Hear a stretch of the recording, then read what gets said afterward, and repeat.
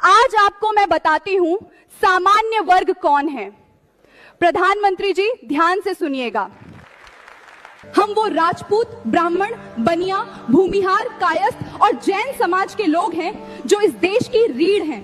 लेकिन सामान्य वर्ग वो है जिस पर बिना किसी जांच के, बिना किसी सबूत के एट्रॉसिटी एक्ट के तहत मुकदमा चलाया जा सकता है।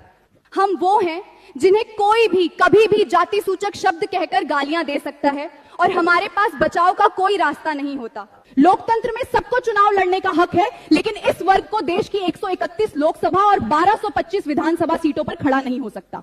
इस देश में हर वर्ग के लिए आयोग और मंत्रालय है, लेकिन जिसका हित देखने के लिए आज तक एक भी आयोग नहीं बना, वो अभागा सामान्य वर्ग हम हैं, जिसके लिए कोई सरकारी योजना नहीं बनती, जिसके बच्चों को स्कूलों और कॉलेजों में दूसरों के मुकाबले 4 गुना फीस देनी पड़ती है और जिसके मेधावी बच्चे अच्छे नंबर लाने के बाद भी नौकरी और प्रमोशन में पीछे रह जाते हैं। वो लाचार सामान्य वर्ग हम हैं। हम वो लोग हैं जो रैलियों में आपके लिए दरी और फर्श बिछाते हैं, जो सबसे ज्यादा टैक्स देते हैं, जो देश हित में तन मन धन से खड़े रहते हैं। हम वोट देकर आपको सत्ता सौंपते हैं। इन तमाम भेदभावों और प्रताड़नाओं के बावजूद हम वो हैं जो कभी देश के खिलाफ नहीं जाते। जब आप सबका साथ सबका विकास का नारा देते हैं तो उसमें हम सामान्य वर्ग के लोग कहां खड़े होते हैं? क्या ये नैसर्गिक न्याय है? क्या ये समानता है?